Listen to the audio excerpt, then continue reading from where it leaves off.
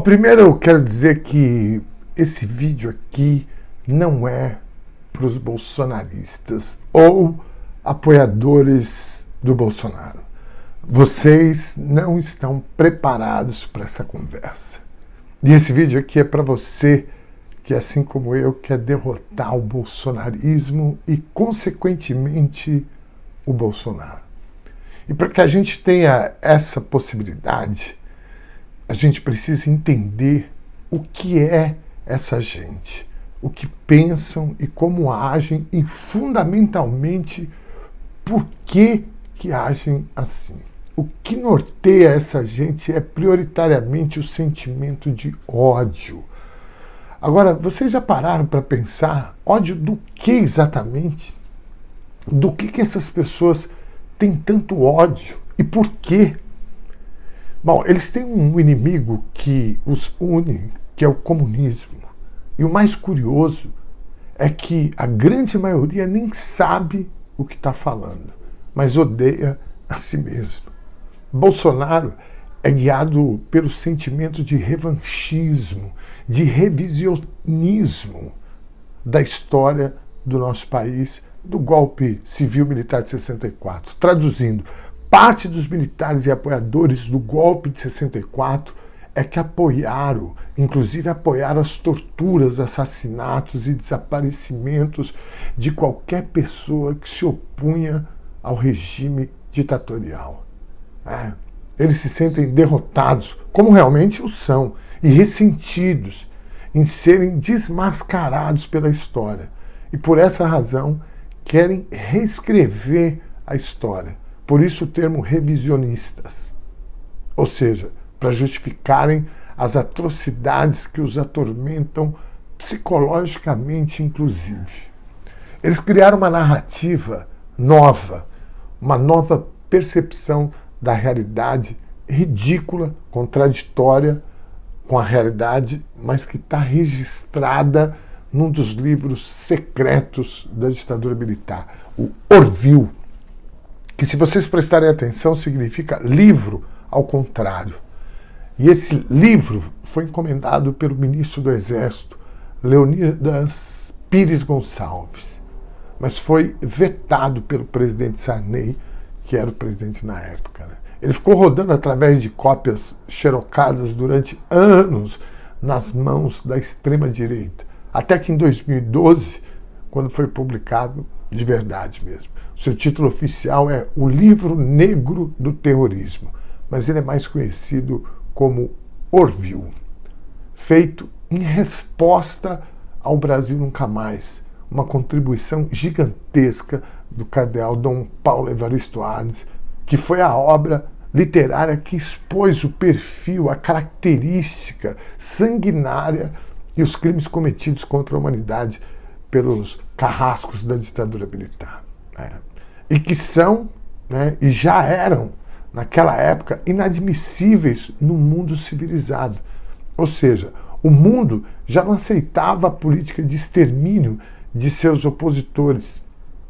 Isso nos remeteria à barbárie cometida pelo nazismo de Hitler na Alemanha ou pelo fascismo de Mussolini na Itália. E foi exatamente isso que a ditadura militar fez aqui no país. E o livro Brasil Nunca Mais expôs ao mundo essas atrocidades, inclusive com documentos oficiais xerocados pelos advogados humanistas que defendiam os milhares de brasileiros e brasileiras que foram capturados e julgados por tribunais militares e que relataram nos depoimentos as torturas, espancamentos, estupros que sofriam dos militares.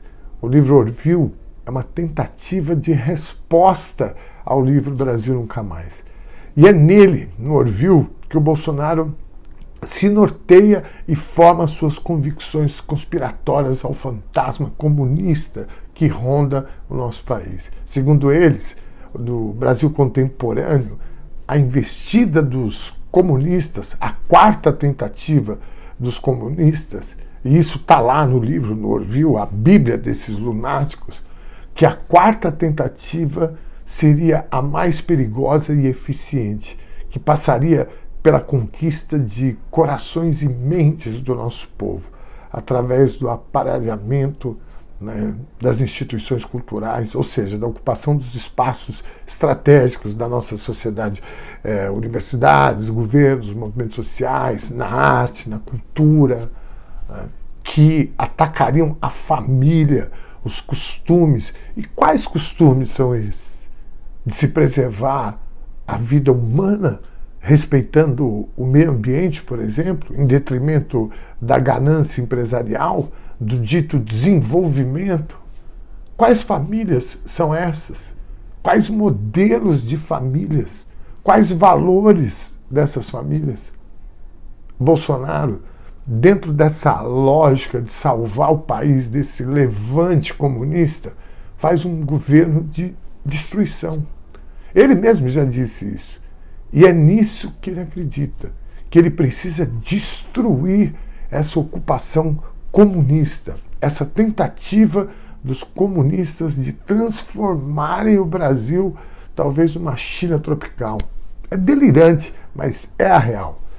Não é à toa que no Ministério da Saúde, melhor, no Ministério da Mulher, da Família e Direitos Humanos, a ministra seja a Damares, uma evangélica neopentecostal que faz parte da turma que tem como líder máximo Davi, que ao contrário de Jesus, era um ser da guerra. Ao invés de dar outra face, como Jesus, ele atacava primeiro. Davi que mandou o marido da mulher que ele era apaixonado, que estava grávida de Salomão, mandou o marido dela para morrer na guerra e casou com a mulher, assumindo Salomão como seu filho.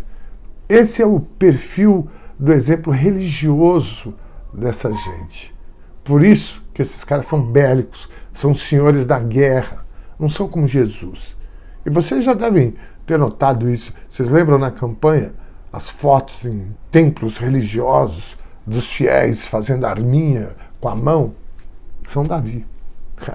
Portanto, não é à toa que a Damares está lá estrategicamente nesse ministério, que é para destruir os avanços da violência contra a mulher, por exemplo, dos direitos humanos, que são, na verdade, os direitos de negros, dos gays, das crianças e adolescentes. Ela está lá para destruir, porque para eles isso é coisa de comunista. Assim como na Fundação Palmares, que ele colocou um negro racista, que, para resumir a ópera, ele não reconhece a luta dos negros no país. Como no meio ambiente, que ele colocou o Ricardo Salles, que tem feito uma gestão destruidora, o mundo está assustado com a política de meio ambiente do governo Bolsonaro por conta do Ricardo Salles. Na economia, ele colocou o Paulo Guedes, que está, sim, a serviço do mercado, Paulo Guedes. É claro que o mercado tem pautas que convergem com o Bolsonaro, lógico, e por isso que eles estão juntos até agora. Mas não é a prioridade do Bolsonaro a questão neoliberal. A prioridade dele é ganhar a guerra cultural que ele coloca em pauta. Em qual momento os interesses dele e do Guedes convergem? Aquela reunião ministerial ficou claro. Disse o Guedes em relação ao funcionalismo público, abre aspas, colocamos uma granada no bolso do inimigo, fecha aspas. Lembram disso? Pois é. O Guedes defende com isso os interesses do mercado, mas ele usa um termo bélico e inimigo para agradar o Bolsonaro. Ainda nessa reunião, vocês lembram da Damares? Abre aspas, vamos prender prefeitos e governadores. O tal do Weintraub, abre aspas, tem que prender esses vagabundos, se referindo aos membros da Suprema Corte. E o cara do meio ambiente, o tal do Ricardo Salles, vamos passar a boiada enquanto a imprensa está distraída com a Covid. Vocês lembram disso? Pois é. O que é isso?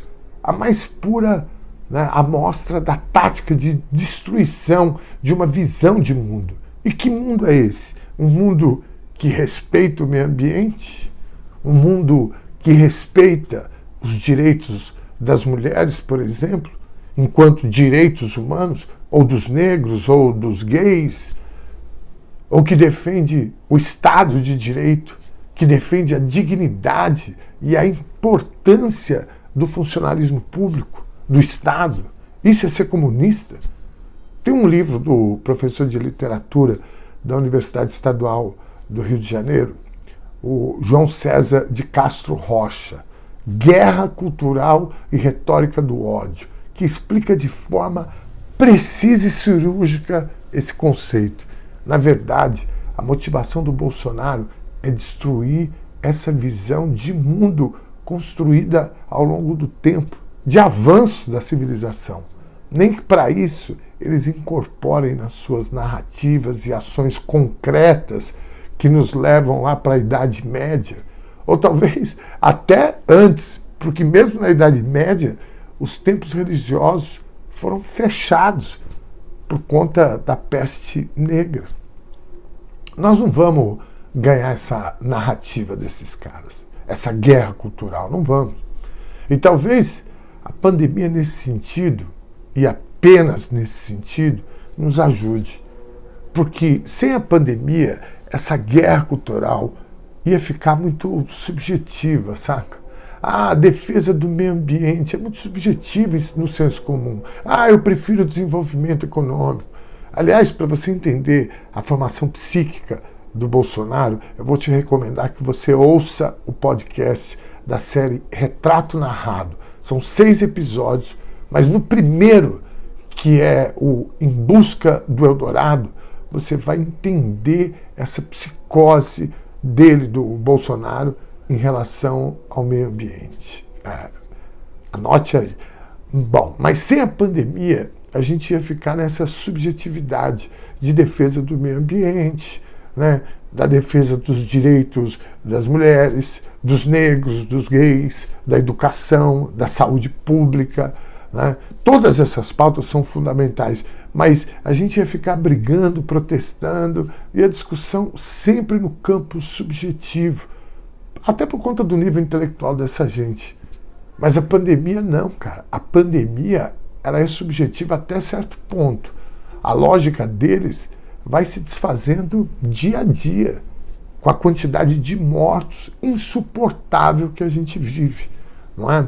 O mais bolsonarista também vai morrer.